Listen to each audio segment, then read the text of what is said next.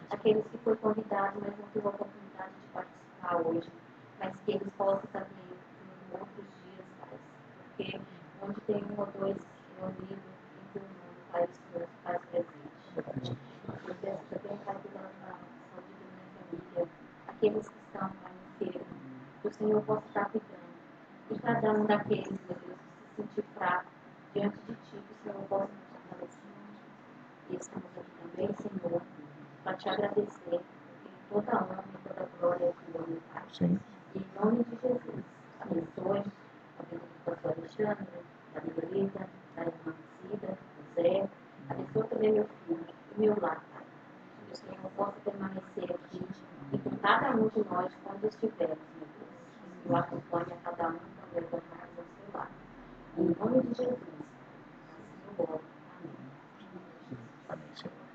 Tu és o único soberano sobre todos.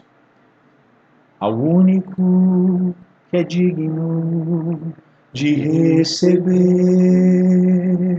a honra e a glória, a força e o poder, ao Rei eterno e imortal, invisível, mas real, a Ele ministramos o louvor. Mais uma vez.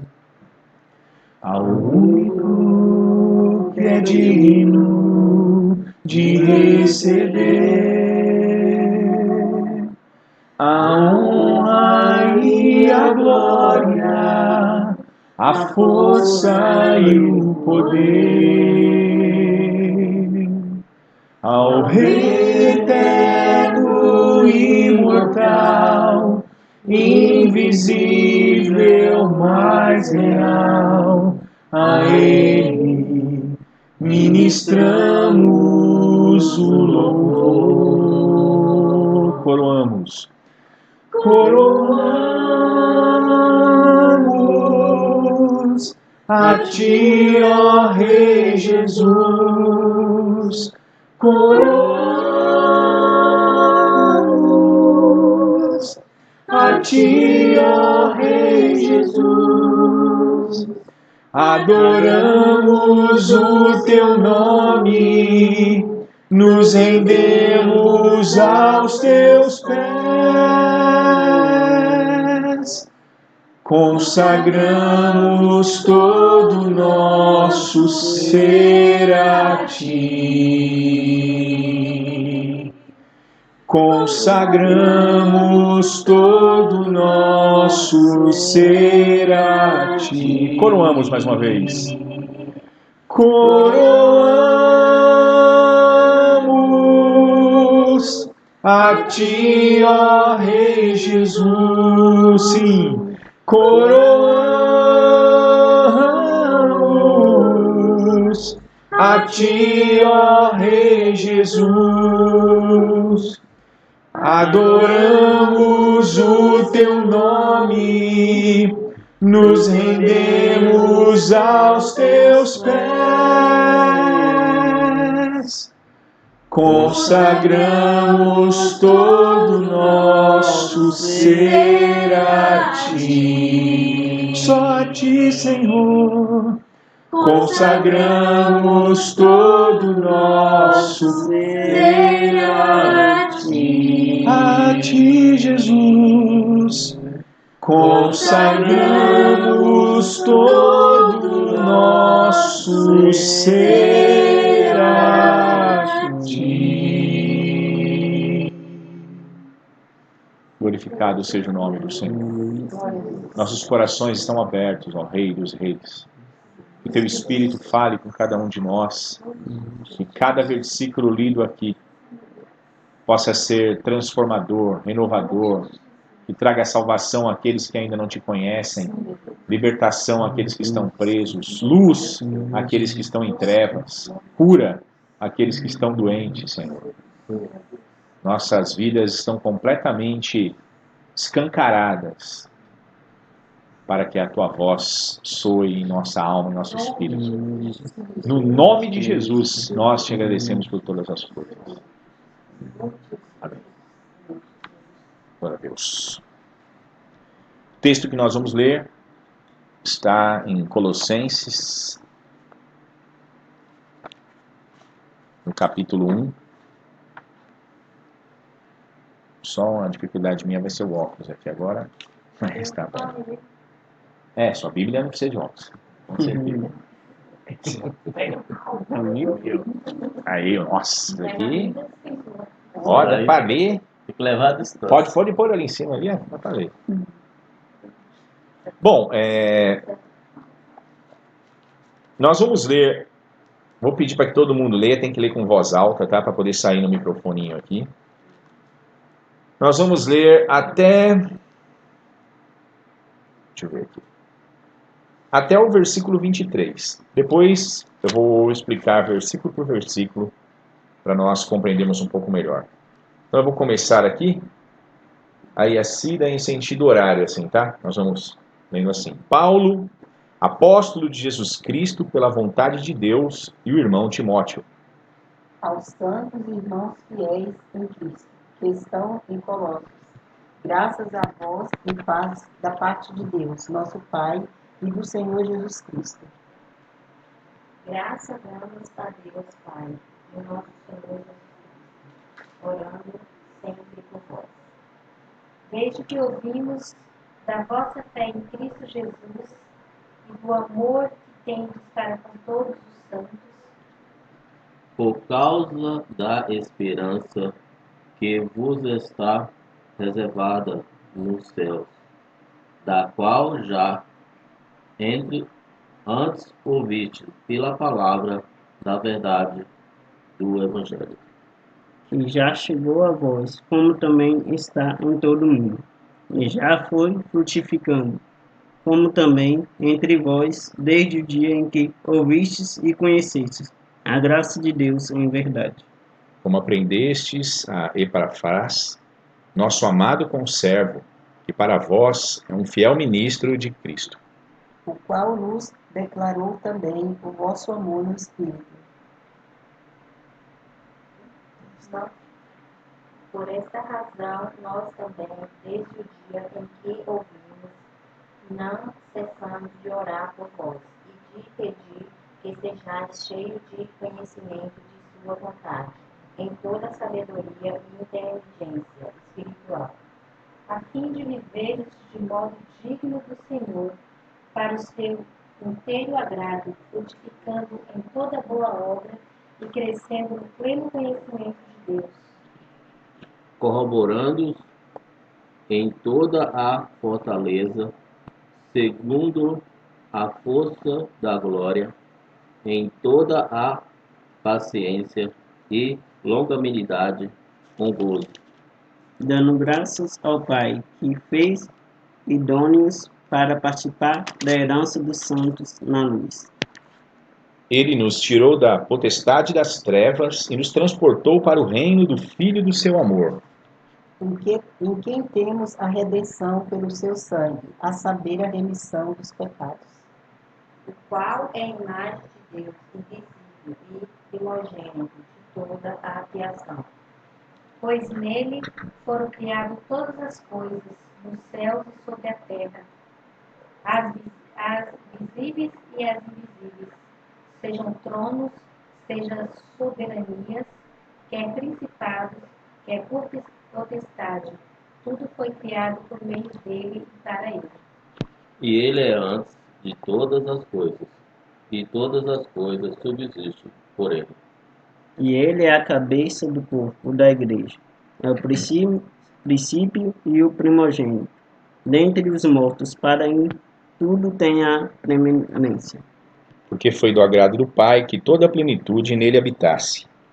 E que, havendo por ele feito a paz pelo sangue da sua cruz, por meio dele reconciliasse consigo, mesmo todas as coisas, tanto as que estão na terra como as que estão nos céus. A vós também, que em outro tempo ereis estranhos e inimigos no entendimento pelas vossas obras, mas agora, porém, Peraí, não terminou ainda. agora, porém, vos reconciliou no corpo da sua carne, mediante a sua morte, para apresentar-vos perante ele santos, inculpáveis e irrepreensíveis.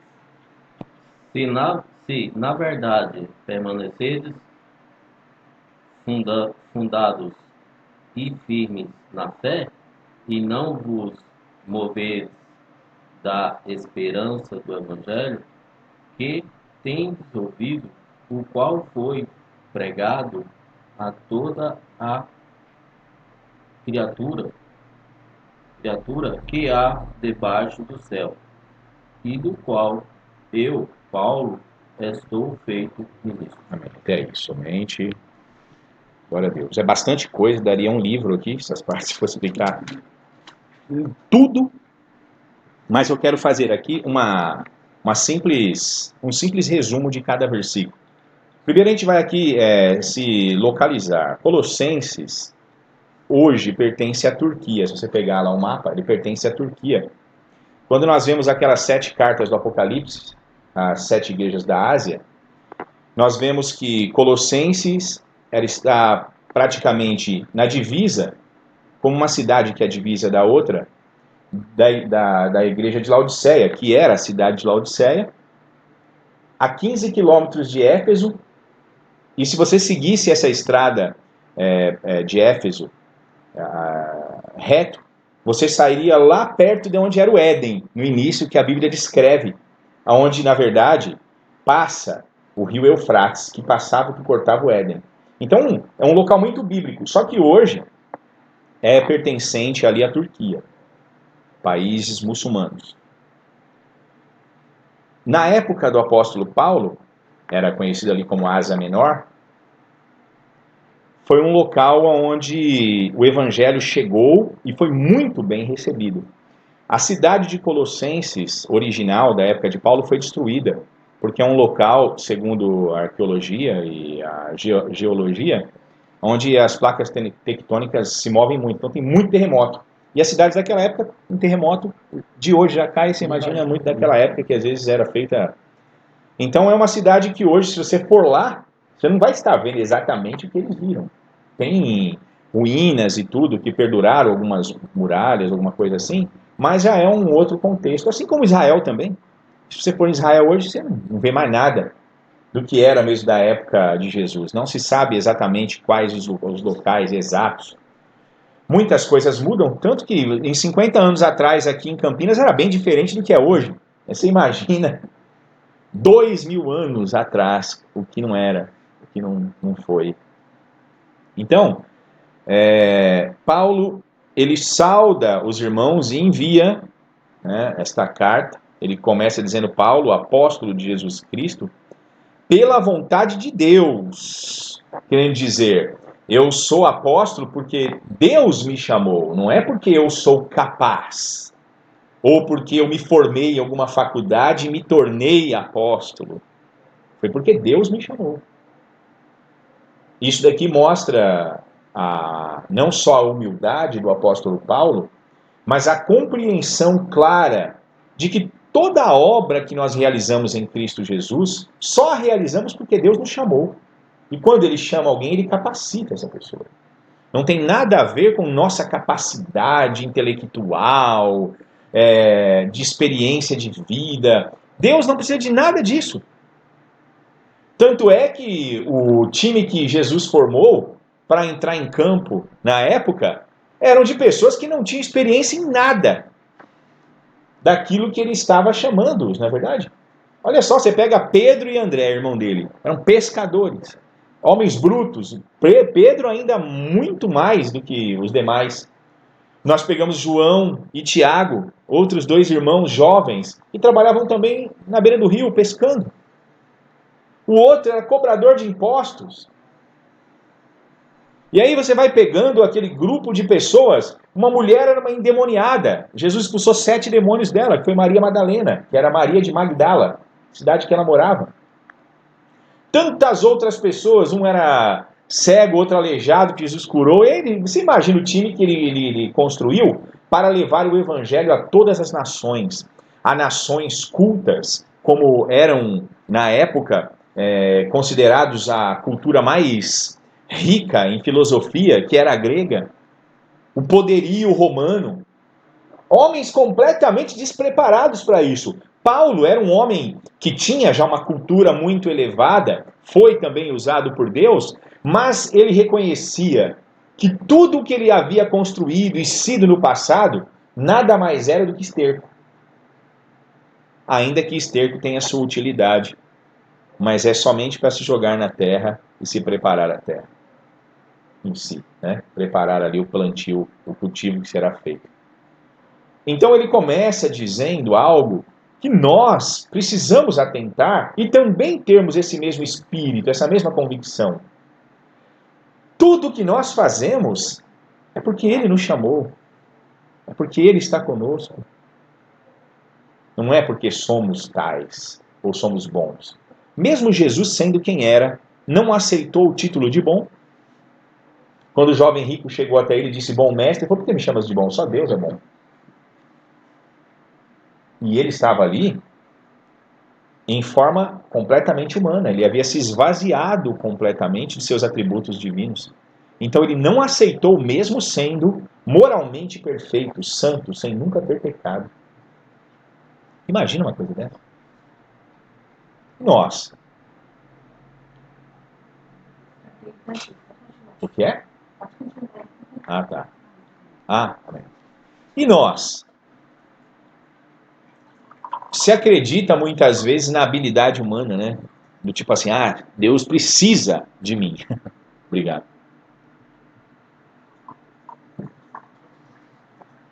Bom, quando a gente se fala em Deus precisa de mim, precisa se entender os dois lados. Deus precisa de mim ativo no corpo de Cristo. Foi por isso que Ele me salvou, porque eu precisava totalmente dele. Sem Ele, eu nada sou, nada somos.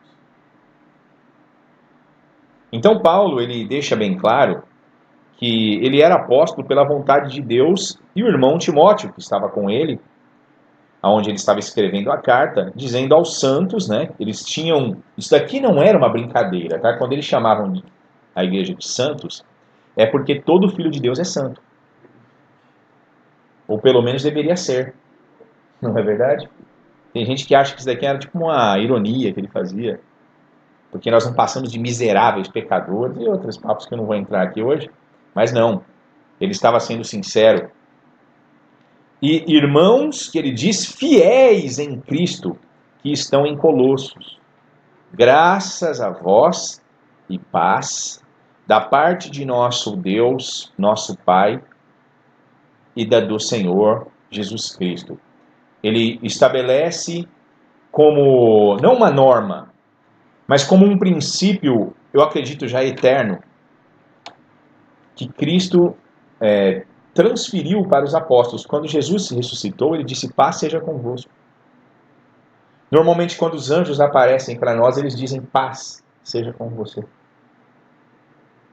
Então era costume dos apóstolos também transferir essa paz a todas as pessoas que eles cumprimentavam, e é por isso que nós damos a paz do Senhor hoje. Infelizmente, depois se torna rotina, e muitas pessoas acabam achando que é só uma forma de cumprimento bonitinho, mas não é. É porque realmente nós temos paz para dar. Jesus disse que quando nós fôssemos evangelizar, na casa onde nós entrássemos, a paz que está sobre nós se derramaria sobre aquele lugar. Se aquele local nos rejeitar, ou nos rejeitasse, então a paz que havia saído de nós aquele lugar retornaria a nós. Isso só mostra que aquilo que Jesus havia dito para a samaritana é uma verdade absoluta. E isso deve ser real em nós. Quando nós chegamos num lugar, nós temos que entender que nós somos um fluxo. Nos tornamos um chafariz, uma fonte inesgotável de água viva, que é o Espírito Santo, que está em nós, deve fluir. As pessoas devem sentir a diferença somente de nós chegarmos num lugar. Porque esta vida está em nós e é transbordante. Não há como detê-la. É uma fonte inesgotável que flui de dentro de nós. Rios de águas vivas. Você sabe que se fizer um furo num cano, onde flui água, o local começa a inundar, não é? Uma vez fui furar uma parede e tanto lugar para furar, eu furei um cano. E olha, para conter aquilo foi difícil. Por quê? Porque é um fluxo contínuo. E deve haver esse fluxo contínuo em nós. Eu tenho medo daqueles que se professam cristãos e eles sempre estão amargurados. Parece que o que flui do interior deles não passa pelo Espírito. É uma reação que flui somente da carne. Porque o que é esse tipo de sentimento? Mesmo que nós estejamos em sofrimento, eu lembro aqui vou usar o exemplo da irmã Cleide. Nossa, nós vimos ela os últimos dias, olha, era deprimente você ver uma pessoa que você ama, que você respeita, que você conhece desde praticamente da juventude, da adolescência para a juventude, no estado físico que ela ficou. No entanto, você chegava no lugar, mesmo que aquela aparência estivesse ali corrompida pela enfermidade, havia dentro dela a torneira aberta da fonte das águas vivas. Ela transmitia aquela paz, aquela sinceridade, aquela certeza. Em nenhum momento, mesmo inconsciente, eu acredito, ela não se esforçou para isso. Ela era espontânea. Em nenhum momento ela transmitiu para nós pesar. Você saía de lá renovado, mesmo que você chorasse depois, pelo estado crítico da saúde em que ela estava. Mas no espírito havia algo superior. Tanto é que eu não consigo ver ela usar a expressão ela morreu. Ela realmente partiu.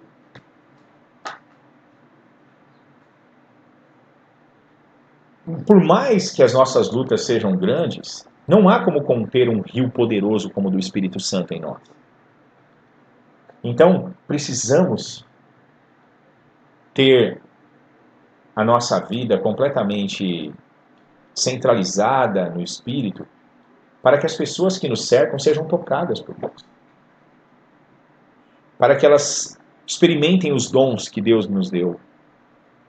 Para que elas se alimentem das virtudes que Deus nos concedeu pela sua graça. Todos nós temos muitos dons. Não é um só, muitos dons, muitas virtudes. Mesmo que elas pareçam ser naturais no mundo físico, mas são virtudes que Deus nos concedeu. E as pessoas devem ser tocadas. Assim, Paulo tinha em mente isso, e quando ele, mesmo escrevendo ali na pena e na tinta uma carta, ele tinha plena convicção de que a carta que ele estava enviando levaria esta unção, essa presença, esse fluxo do Espírito que habitava nele. Por isso ele confirmava com a Trindade Santa. Não foram poucas as vezes que Paulo falou de Deus Pai, de Jesus Cristo e do Espírito Santo. A graça de nosso Deus e Pai e do nosso Senhor Jesus Cristo e a comunhão do Espírito Santo. Foi ele quem usava essas expressões. Veja, porque estamos em Deus. Eu estou em Deus em todos os instantes. Não é só aqui. Não é quando eu me proponho a cultuar a Deus, ou a refletir, ou a instruir quem quer que seja. Deus está em mim. Deus está em nós a todo momento. Por quê? Porque Ele nos construiu e nos chamou de templo dele. Nós somos templos do Espírito Santo. O Espírito Santo, como disse Paulo, que habita em vós. Porque isso foi promessa de Jesus, Ele é fiel para cumprir. Ele disse que Ele subiria aos céus e enviaria o Espírito Santo para habitar em nós. Para nos consolar, para nos dirigir, para nos instruir, para nos guiar. E é Ele que está aqui conosco nesse exato momento. Sempre que eu abro a boca e vou ler a Bíblia e vou pregar o Evangelho, eu tenho uma fé plena de que Deus está comigo. E então flui. Eu não preciso ficar me esforçando, pensando, e agora, meu Deus do céu, eu estou lascado. Não. Ela flui. Porque Ele disse, abre a boca. Abre a boca e eu vou. O Espírito Santo vai ministrar. Então, veja que é um mínimo detalhe, é o cabeçalho de uma carta. Já tem tanta vida, tanta instrução, tanta unção, tanto de Deus. É como um prego que eu vou colocar numa madeira e ele já pode transmitir como uma bomba atômica. Os átomos espalhando ali, o poder espalhando por onde quer que vá. Numa pessoa que um dia talvez verá um móvel que eu fiz, um exemplo onde eu pus aquele prego, e a pessoa, querendo ou não, será abençoada. Ou você crê que o fluxo que sai de você é tão poderoso, que vai além disso que eu estou falando, ou então você não tem fé suficiente ainda para se tornar um instrumento mesmo útil na mão de Deus. E não é autoconfiança. É confiança total no que Deus prometeu. E foi Ele quem disse que assim seria. Que nós faríamos feitos como dele. Até maiores. E até maiores. Se já fazer como os dele, já está bom, né?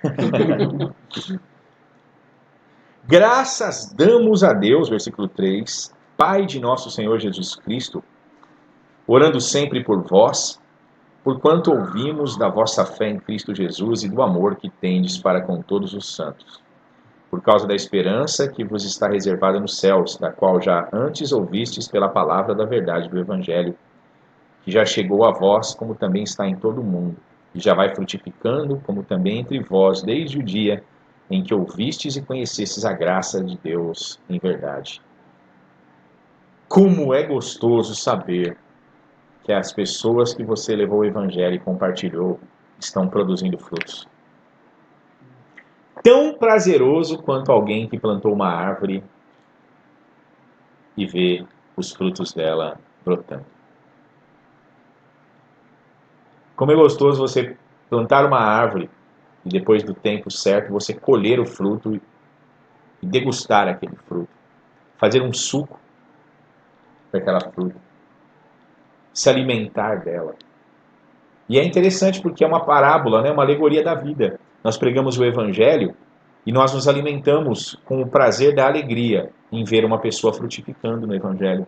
Ver uma pessoa dando as costas mesmo para o mundo e vivendo a vontade de Deus. Eu fico muito feliz com vocês que estão aqui e com os irmãos que estão nos assistindo, quando eu sei que mesmo depois de termos os templos de pedra fechado, nenhum de vocês abdicaram da fé. Mostrando que a essência do Evangelho está em Deus e na prática do mesmo. E não numa suposta, né, espiritualidade gerada por cerimoniais e por formalidades criadas pelo homem, que Deus nunca pediu. Eu me alimento disso, me alimento das pessoas que elas compartilham ali os seus dons com outros. Você vê, às vezes, uma pessoa que vivia numa vida egoísta e ela se converte, ela começa a ajudar as pessoas, ela começa a se importar com o reino de Deus, ela se envolve nas coisas que são pertencentes ao reino. Paulo estava dizendo isso, que a fama do povo de Colosso era tão grande que aonde Paulo estava, em outro país, ela já havia chegado como um exemplo. Nós estávamos há pouco tempo agora na Bahia, e qual não foi ali nossa felicidade no domingo, quando eu fiz uma reunião com os irmãos estavam todos ali, e nós louvamos a Deus, nós oramos juntos, nós falamos da palavra de Deus. Todos os dias que eu estava lá, algum dos irmãos ali da igreja local foram até a casa do pastor Jânio, e ali nós falamos de Deus. E eu desci ali para a casa do tio Neco, da tia Chin, e nós falávamos de Deus. E por onde quer que nós fomos, nós falávamos de Deus. Fomos lá, ali em Guirapá, sentamos ali numa calçada e falamos de Deus. Por onde quer que você vá, você fala de Deus. Nós havíamos acabado de sair da parte sul do país, lá no Paraná, falávamos de Deus. Ficamos todos os dias ali, foram cultos e foram conversas sobre Deus. Todas estas coisas devem ser para nós estímulo, alimento, vida, alegria, prazer, de nós continuarmos a insistir e lutar e levar este evangelho para muito mais pessoas, porque veja como ele transforma, veja como o clima, o ambiente das casas são transformados. As pessoas passam agora a ter uma nova inspiração de vida, porque o Senhor é a inspiração, o Senhor inspira, ele traz uma novidade de vida, uma nova esperança. Porque sem Deus, a pessoa só tem para falar do quê? Do Corinthians, do São Paulo, do Palmeiras, do Flamengo, do Bolsonaro, do Lula, não é verdade? Não tem mais nada para falar, gente. Só sabe falar do corona. É corona, é mortes, é não sei o quê, é o fim do planeta. Agora só falam de vacina. Meu Deus do céu! Parece que tudo se resume, e é a realidade da maioria mesmo, se resume a tudo que está debaixo do sol. Mas quando nós estamos em Cristo, a realidade é outra, nossa mente está mais elevada. Ela está pensando nas coisas do céu, nas coisas do alto, em Deus, no seu trono. Nós pensamos naquilo que Ele nos prometeu, e essas coisas nos alimentam, e nos incentivam, e nos faz nos tornarmos mais vivos do que nós éramos ontem. A certeza de que ainda que nosso corpo exterior se corrompa, como eu acabei de citar a Cleidinha, é estar diante ali de um espírito iluminado, revivido, porque o nosso interior se renova a cada dia. Então não importa o que nós estamos vendo ali diante do espelho, o que os noticiários estão dizendo, a última notícia, a última mensagem para nós é que Deus venceu, nós já sabemos o fim da história, já foi dado spoiler já do final da história, eu já sei o fim do filme. Então não tenho por que eu ficar com medo, não tenho por que nós temermos e desesperarmos, eu já sei o fim da história. E é inerrante às Escrituras. Então Paulo estava assim, feliz, e nós temos que estar felizes. Nós podemos ser abatidos, derrubados por uma situação, mas não destruídos, Paulo diz. Estarmos muitas vezes angustiados, mas não sem esperança. Porque a vida está em nós. E Paulo estava dizendo, nós estamos muito felizes e não cessamos de agradecer a Deus pela vida de vocês, porque é isso. Deus está em vocês também agora. Vocês estão experimentando o que eu experimento. Não foi isso que o apóstolo João disse nas suas cartas? Ele chegou a dizer, olha, Eu estou dizendo isso para vocês para que a vossa alegria seja completa, assim como nós somos felizes, nós também queremos que vocês também sejam. É por isso que eu compartilho com vocês as cartas, falando sobre Jesus, falando sobre o céu, porque agora essa é a nossa realidade. Isso é maravilhoso. Não temos mais aquela motivação que é a motivação de um pouquinho mais de álcool, que é a motivação da Copa do Mundo, que é a motivação da virada do ano, que é a motivação do aumento de salário, que é a motivação de que as coisas estão dando bem. Não, nossa motivação agora é Cristo. É como o salmista disse em Salmo 27, que o Senhor é a minha luz, a minha salvação. A quem eu temerei? Quem eu vou temer?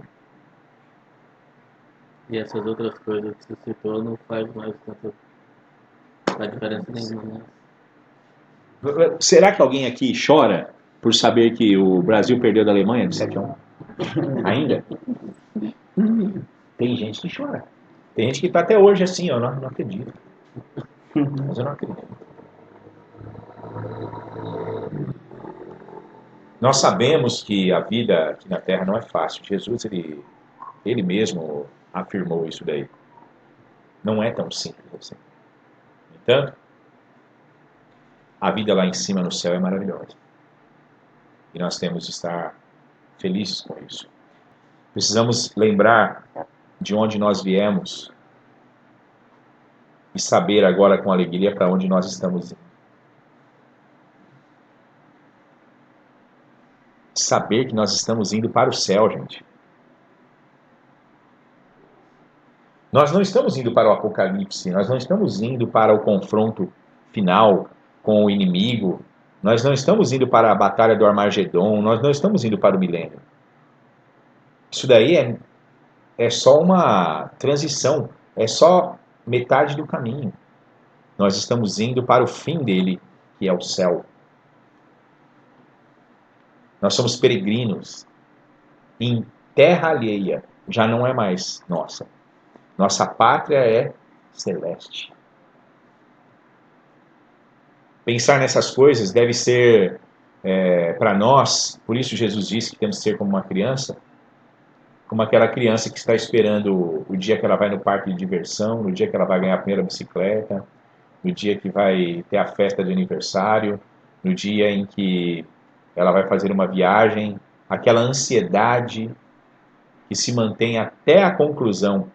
Como uma criança, nós também temos que sentir essa expectativa e vislumbrar esta verdade que foi prometida da parte do Senhor para nós. Porque eu tenho certeza que se nós focarmos nisso, não perderemos o rumo, como muitos têm perdido.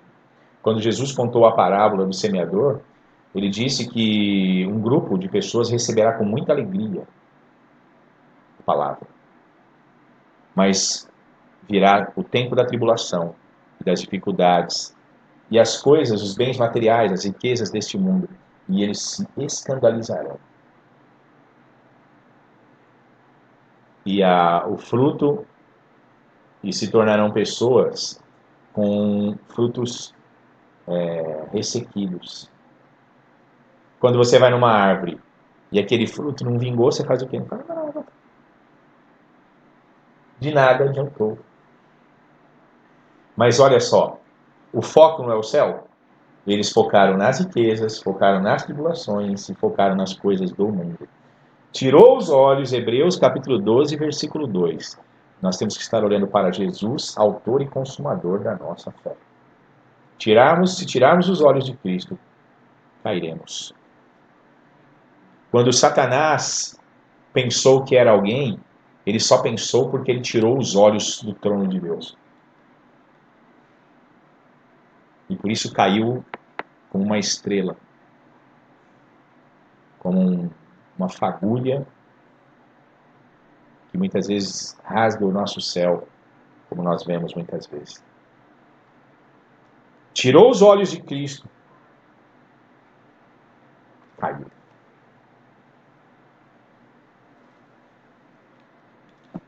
E ele continua dentro desses princípios que ele está aqui escrevendo na sua carta. Isso. Como aprendestes de Epafrás, nosso amado conservo, que para vós é um fiel ministro de Cristo. Veja, Epafrás foi um missionário, um apóstolo, um discípulo de Jesus que pregou aos colossenses e os fortaleceu, até que eles já pudessem andar com suas próprias pernas. E, sejamos sinceros, só quando alguém nos deixa diante de uma responsabilidade é que nós conseguimos evoluir. É só quando alguém nos ensina e então nos deixa caminhar por nós mesmos é que nós conseguimos amadurecer. O homem só amadurece de verdade quando ele sai da casa dele, quando ele casa. Não é? Não é o seu caso. Você amadureceu ficando em casa. Eu estou querendo dizer assim quando nós atingimos a idade adulta, né? Porque é muito comum, né? Porque quando nós estamos debaixo da tutela dos nossos pais ali, nós sabemos que é difícil de você crescer. Porque você abre a geladeira e está tudo lá, né? Você chega de noite e a cama está arrumadinha. As coisas funcionam porque tudo cai pronto. Mas quando você tem que aprontar as coisas, e só vão acontecer se você mesmo agora levantar cedo e correr atrás delas, você cresce. E não é diferente na vida espiritual. Porque muitos crentes são doentes? Porque são menininhos, criancinhas. E quando você quer deixá-los andar com as próprias pernas, porque você já os ensinou a caminhar e até a correr, e muitas vezes até a voar, eles se rebelam contra você.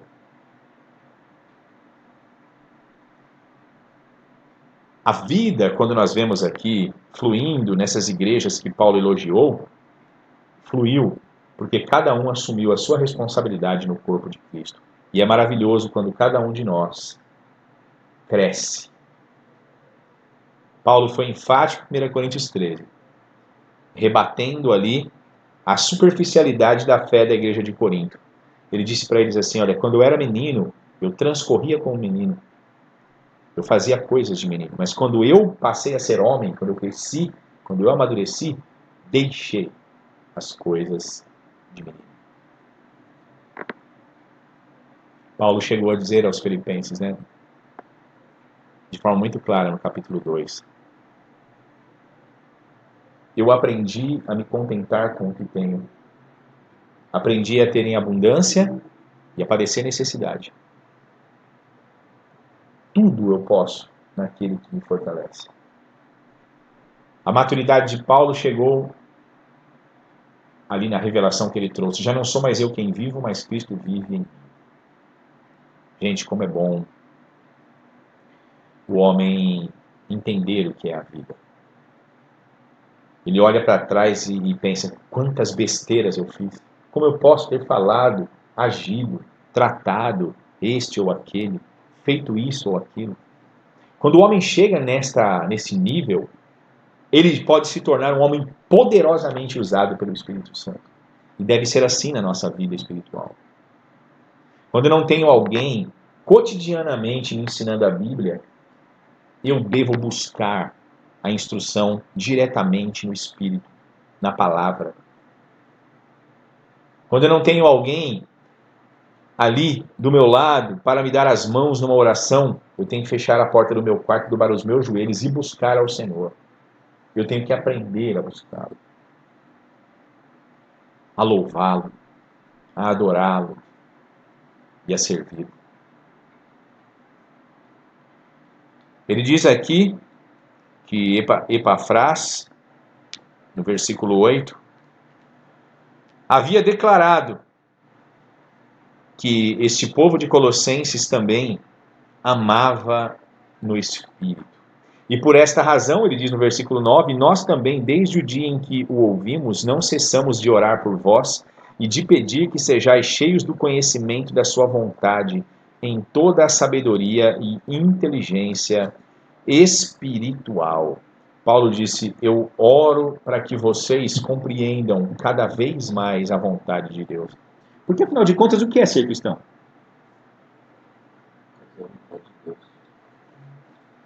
É estar em obediência irrestrita a Cristo. É buscar se parecer com Ele. Então Paulo pedia que este conhecimento da vontade do Senhor estivesse sobre eles. Quando nós estamos cheios do Espírito, a tendência a fluir o conhecimento é muito grande. Mas nós precisamos viver cheios do Espírito. E não estar cheio do Espírito em determinadas situações. É viver no Espírito.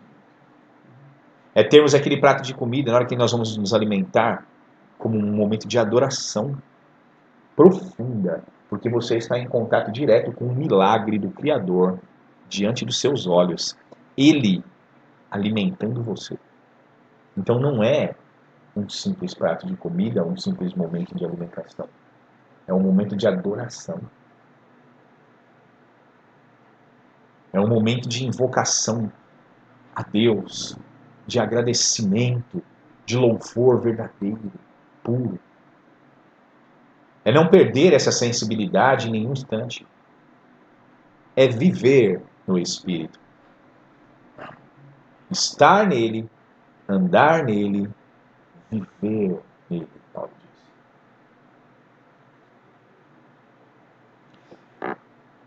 Então ele vem e diz assim, nossa oração é para que vocês estejam cheios do conhecimento em toda a sabedoria e inteligência espiritual. Olha só, porque tem a inteligência humana e tem a inteligência espiritual. A inteligência espiritual sobrepuja, ela vence, ela dá um checkmate na inteligência humana. Porque a inteligência humana nos diz que Deus não é real. E a inteligência espiritual nos mostra, nos prova que Ele existe. E não há mais nada que bloqueie, que nos impeça disso. Eu lembro do testemunho daquele irmão que foi arrastado, sequestrado e arrastado por um local que estava muitos graus abaixo de zero, na antiga União Soviética, um país comunista. E ele disse que fizeram uma lavagem cerebral nele, de mais de um ano. Colocaram ele num quartinho. Imagine, você ouvindo de dia e de noite, que o Estado é que é Deus. O Estado. Você tem que adorar o Estado, a política ali, os que dirigem o seu país. Porque Deus não existe. Eu ouvia isso de dia e de noite. E o hino comunista era tocado de dia e de noite. E era aquela lavagem, aquele som de dia e de noite alto no seu ouvido. E depois de mais de um ano ouvindo de dia e de noite isso daí, porque esse era o sistema. Eles pegavam a pessoa e a pessoa um ano depois já se tornava ateia, vamos dizer assim, né? E aí levaram ele para uma sala e perguntaram para ele, e aí? Quem é Deus? Você ainda acredita naquilo que você acreditava? Ele disse assim, continua acreditando em Jesus Cristo do mesmo jeito. Aí esse cara falou, mas é impossível, você ouviu de dia e de noite. Aí ele disse assim, mas eu agradeço a Deus, porque Ele chegou antes de vocês. Não tem mais como mudar meu interior. Por causa desse testemunho, ele foi levado a uma câmara, e ali eles congelavam a câmara quando ele estava para morrer, com não sei quantos graus abaixo de zero, tiravam ele e colocavam ele num galpão superaquecido, num calor para matar qualquer pessoa. E quando ele estava prestes a morrer, e assim tiravam ele de lá e colocavam ele naquele local frio e naquele local por meses. E ele sobreviveu a tudo isso para testemunhar que Cristo fez por ele. Quando o Senhor escreve no nosso coração a revelação da palavra, rompe como a luz da aurora na nossa alma, a noite não consegue mais apagar essa luz. Não há mais nada que possa apagar isso de nós. Uma vez uma pessoa me perguntou, conheci um pastor que tinha uma sabedoria muito grande, sofreu um acidente e ele perdeu toda a memória, teve um traumatismo craniano e se tornou uma pessoa assim, vegetativa, e não se lembra nem de quem ele era mais. E o que você me diz disso? Esse foi o exemplo que a pessoa deu. Eu falei assim, isso em nada mudou a história, porque o homem exterior pode se corromper, pode até se esquecer de tudo, pode até ser inundado no mal do Alzheimer, mas o seu espírito se renova a cada dia. Lá dentro, ele continua adorando a Deus. Igual aquele filme lá, Deus não está morto, aquela senhorinha lá, que acomoda. Sim. Que espetacular. Na hora, teve um insight do espírito e ela foi usada por Deus para rebater o neto, não é isso? Uhum. O filho, né? Ele não. Glórias a Deus. Então a inteligência espiritual, quando adquirida, acabou. Acabou. É pro resto da vida. Para que possais andar dignamente diante do Senhor, agradando-o em tudo, frutificando em toda boa obra e crescendo no conhecimento de Deus.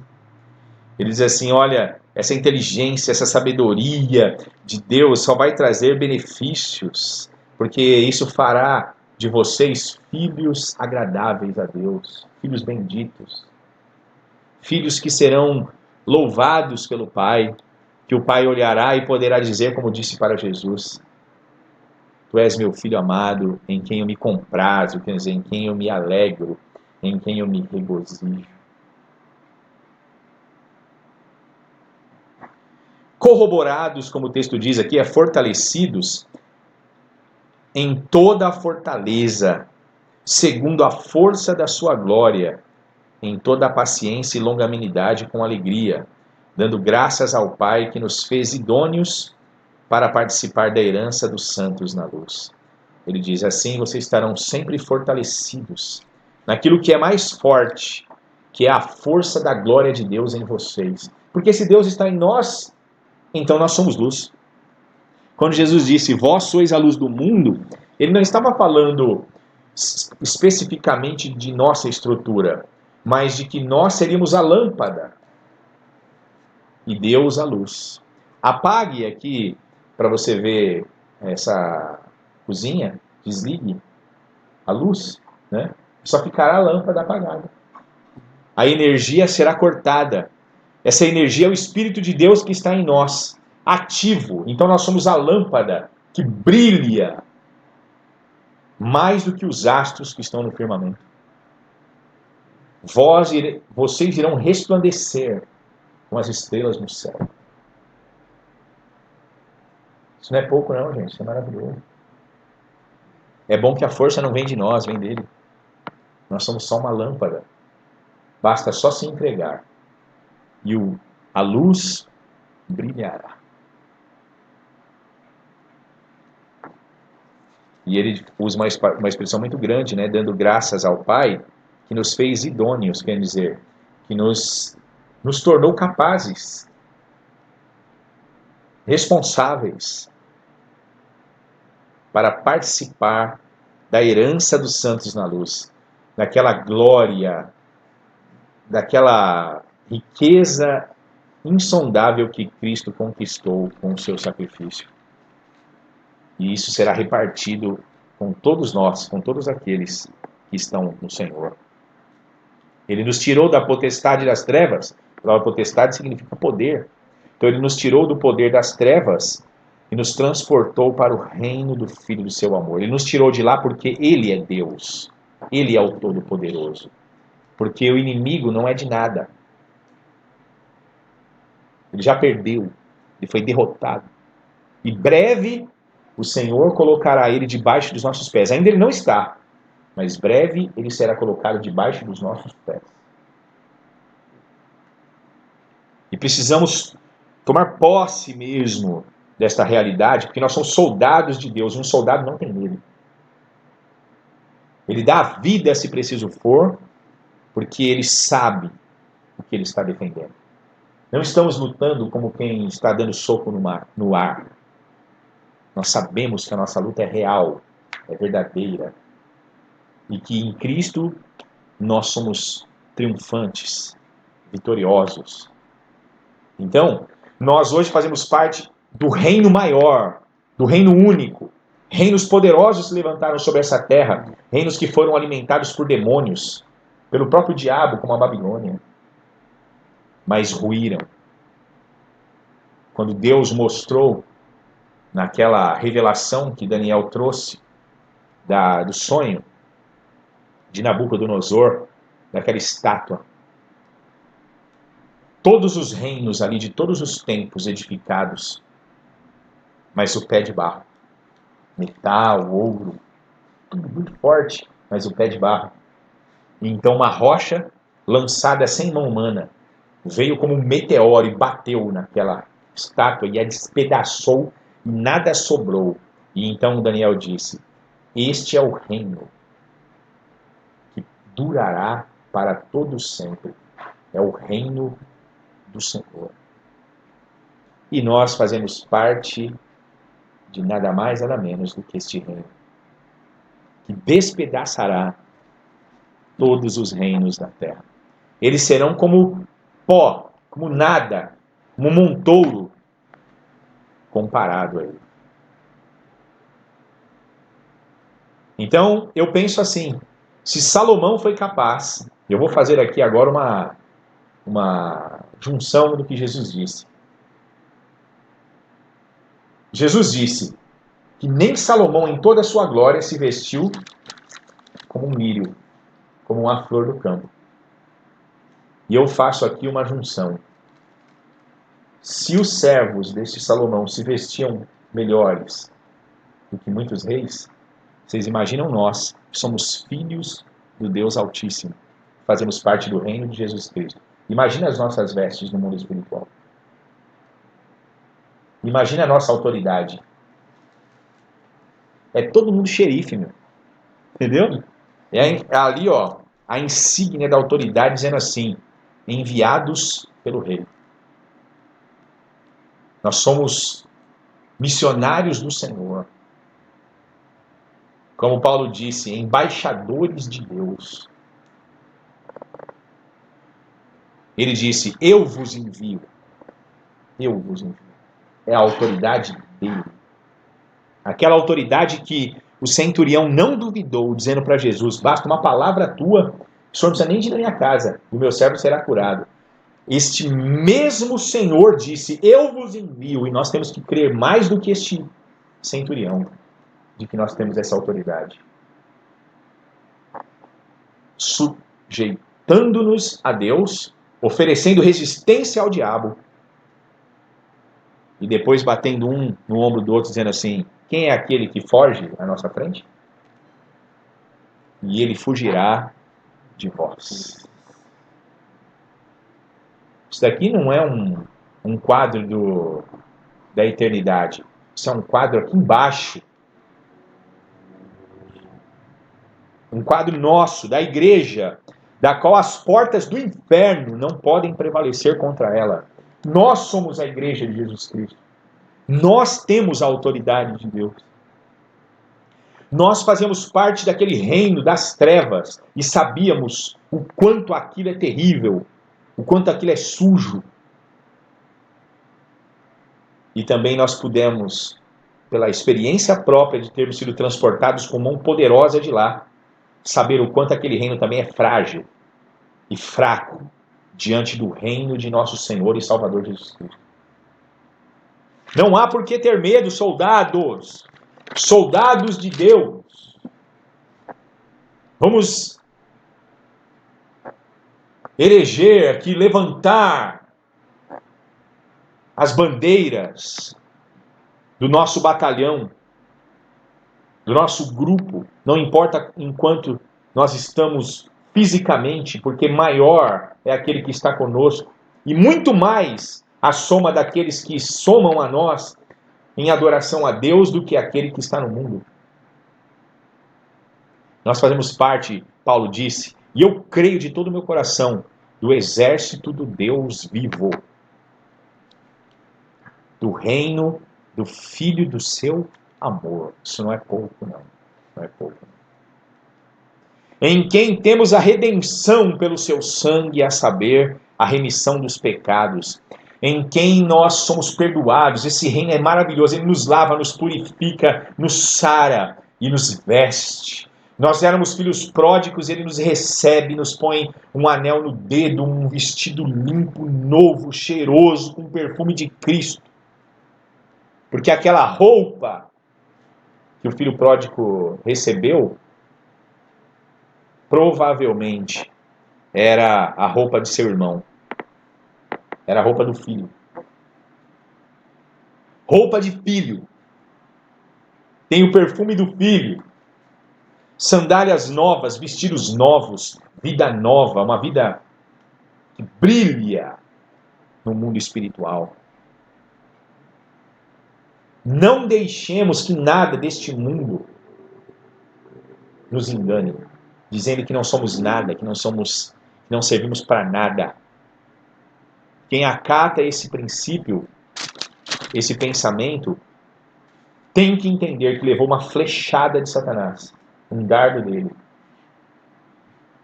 penetrou a nossa consciência. Porque o Senhor nos diz que somos filhos dele. Nos diz que somos mais do que vencedores. Não precisamos de fazer nada para sermos isso.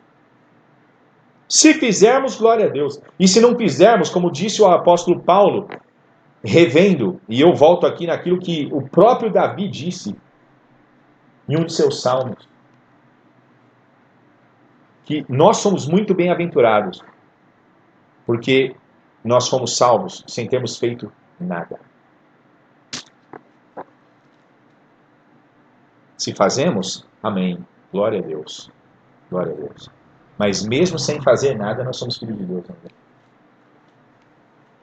E temos autoridade. Se pensarmos assim, será inevitável que o Senhor venha até nós e colha frutos agradáveis a Ele. O problema de tudo em nós é a fé. Porque essa revelação é clara, mas Satanás, ele pega uma brecha e torna aquilo incredulidade, para que o evangelho da glória de Cristo não resplandeça em nossos corações. E então nós nos sintamos frustrados. Não existe filho de Deus frustrado, porque se é filho de Deus, já está no ponto mais elevado que um ser humano poderia alcançar. Não existe um degrau mais elevado. Nós estamos no primeiro lugar do pódio, porque ele nos remiu, Paulo disse aqui. Nós somos remidos pelo sangue dele de todos os nossos pecados. Isso não é pouco. Isso é tudo. Tudo. Não precisamos de mais nada. Uma oração que nós fazemos de 30 segundos por alguém, ela tem um poder mais forte do que todas as armas nucleares que os países agora têm somadas. É uma explosão muito mais forte. Causa um efeito, um impacto muito maior se nós crermos. Se nós crermos. O princípio é o mesmo.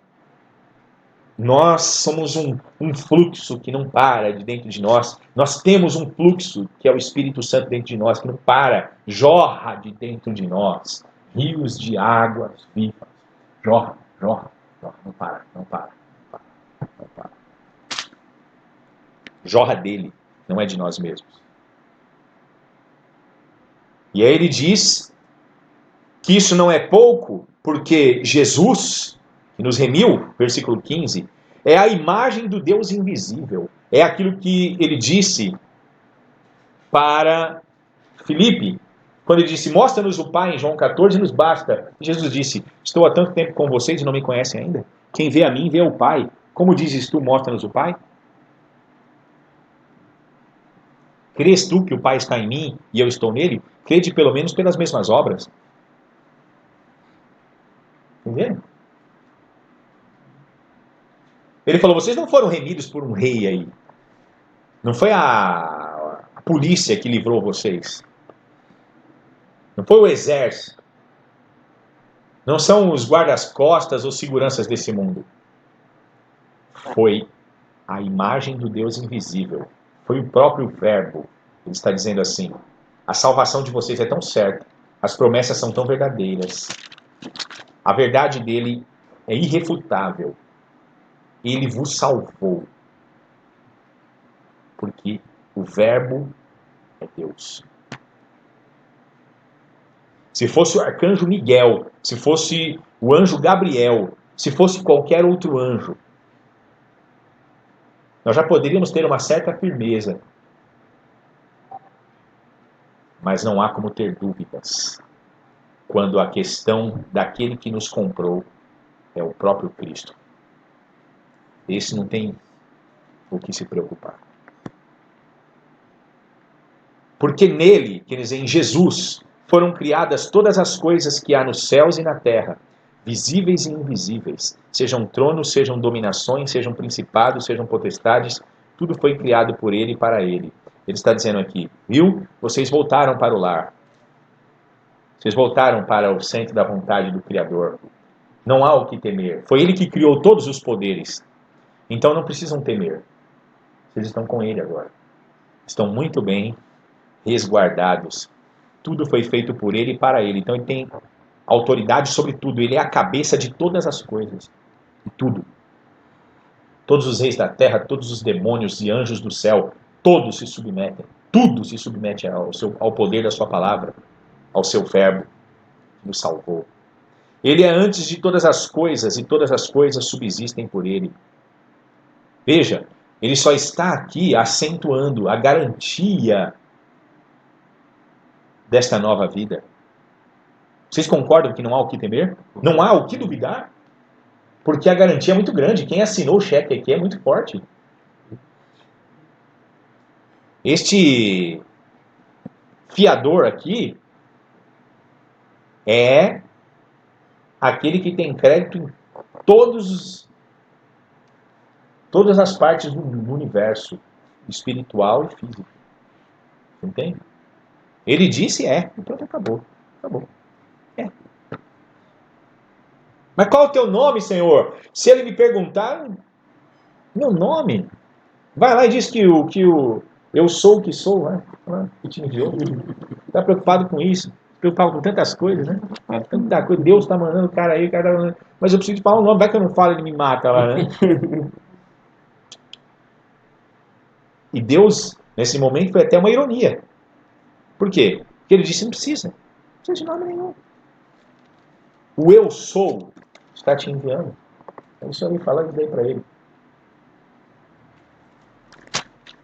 E o eu sou está nos enviando, nos enviou. O eu sou está conosco. O eu sou também apareceu ali para Josué e disse, não tenha medo. Moisés morreu, mas é eu que sou. Entendeu? É eu que sou. Não era Moisés. Então você pode ir, porque eu estarei contigo. Só não deixes se desviar, nem para a direita, nem para a esquerda. Que a minha palavra seja a tua meditação de dia e de noite. Só faça isso. E eu sou para você. Ele é a cabeça, versículo 18, do corpo da igreja. É o princípio e o primogênito dentre os mortos, para que em tudo tenha preeminência. Olha só Paulo aqui dizendo assim, e vocês são a igreja, e ele é a cabeça da igreja. Então vocês estão na melhor posição que uma criatura almejaria estar. Foi como Jesus, eu comparo aqui o que Jesus disse para os ouvintes dele há 2000 anos atrás. Eu vou dizer uma coisa para vocês que estão aqui ao meu redor, aqui sentado perto de mim, ouvindo a minha voz e vendo a minha face. Muitos profetas e reis gostariam de ter visto o que vocês estão vendo aqui agora e ouvindo o que vocês estão ouvindo, mas não puderam. E Paulo está dizendo aqui, depois que um homem morre, se ele morre sem Deus, a coisa que ele mais desejaria, e agora é tarde, era de fazer parte da igreja do Deus vivo. Porque ele sabe que quem faz parte desta igreja está numa posição que é indescritível quando comparada a qualquer coisa neste mundo. Foi como Billy Graham, que recusou a presidência dos Estados Unidos quando lhe foi oferecida. Porque ele disse que não podia se rebaixar do cargo que Deus havia dado a ele de pregar o Evangelho de Jesus Cristo. Tá certo. Concordo com ele. Quero ver o Billy também lá na glória. E indo aqui já para o final, diz assim, versículo 19: porque foi do agrado do Pai que toda a plenitude nele habitasse, e que, havendo por ele feito a paz pelo sangue da sua cruz, por meio dele reconciliasse consigo mesmo todas as coisas, tanto as que estão na terra como as que estão nos céus. Como no céu? O céu também tem problema? Não tem problema. Teve problema. Deixou marcas terríveis. Porque não se esqueçam que os anjos foram lá que eles pecaram. Já pararam para pensar nisso? E aonde o pecado entra a desordem. Já pensou uma coisa dessa?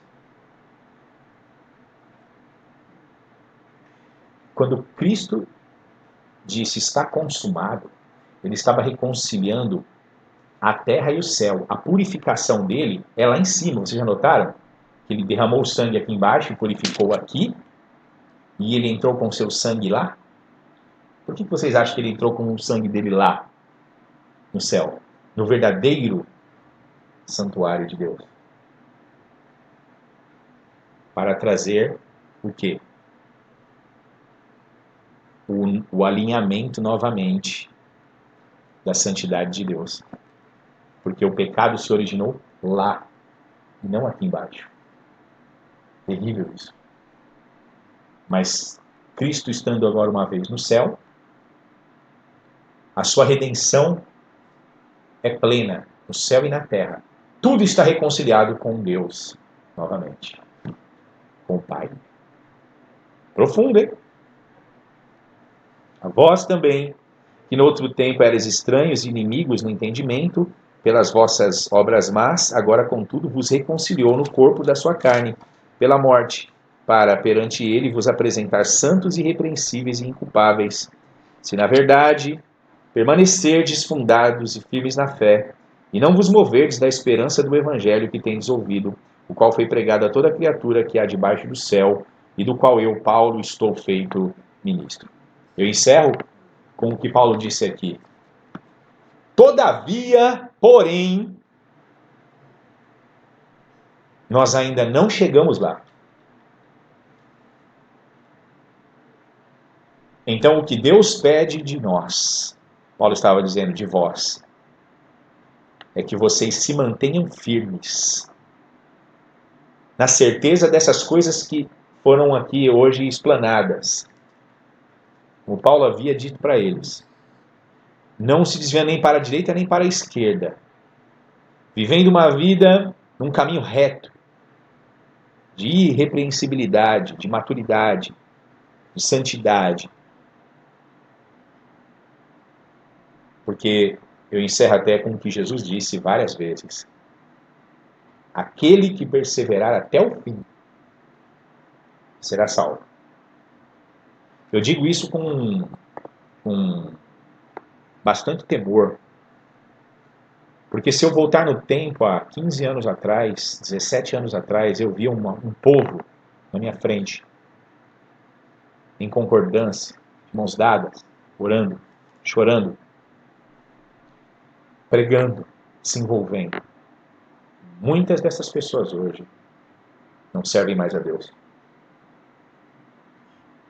Tiveram seu tempo onde disseram amém, onde deram glórias, onde dobraram seus joelhos, aonde produziram seus frutos, mas não prevaleceram.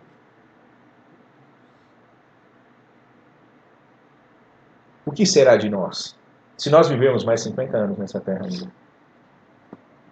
No nosso último suspiro, será um suspiro que foi a última glória nossa? Porque caminhamos durante todo o nosso percurso de glória em glória, Ou nós começamos bem e vamos terminar mal, como muitos fizeram, e estão fazendo e farão, infelizmente. Paulo chega e elogia aquele povo, fala de suas virtudes atuais, mas diz para eles, porém, isso não basta, porque amanhã é um novo dia, e amanhã tem um novo mal, e vocês terão de brilhar tanto quanto vocês brilharam ontem. E a mesma força, o mesmo esforço, a mesma busca que vocês tiveram hoje, vocês terão de ter também amanhã. Se na verdade permanecerdes fundados e firmes na fé, e não vos moverdes da esperança do evangelho que tendes ouvido, o qual foi pregado a toda criatura que há debaixo do céu, e da qual eu, Paulo, estou feito ministro. Que assim seja a todos nós. Bem, amados. Essa é a palavra do Senhor para nós esta noite. Eu glorifico a Deus por mais esta oportunidade. Quem quiser fazer oração de encerramento, fique à vontade.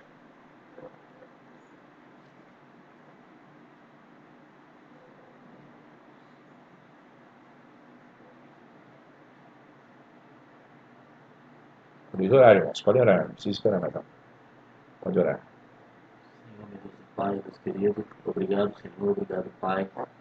Obrigado por mais esse dia maravilhoso, Pai, que você tem nos concedido na nossa vida.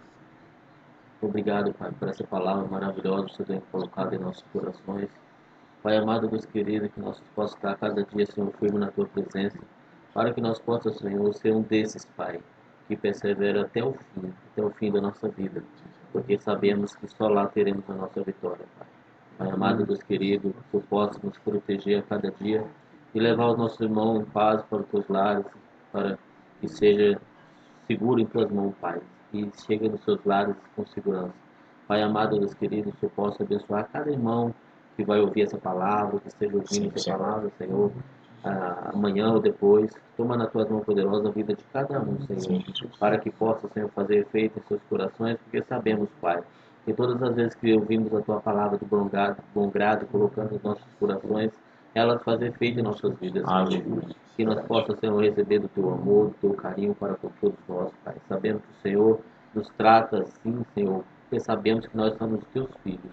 E o Senhor tem um amor imenso por cada um de nós, dando o Seu próprio Filho, Senhor, para que morresse na cruz para perdoar os nossos pecados, para nos ter essa aliança, Pai, para contigo.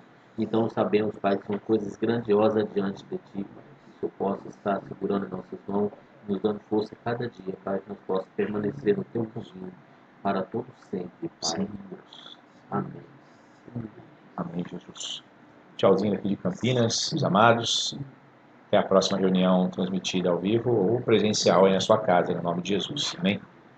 Estamos encerrados. Deixa eu parar aqui a gravação.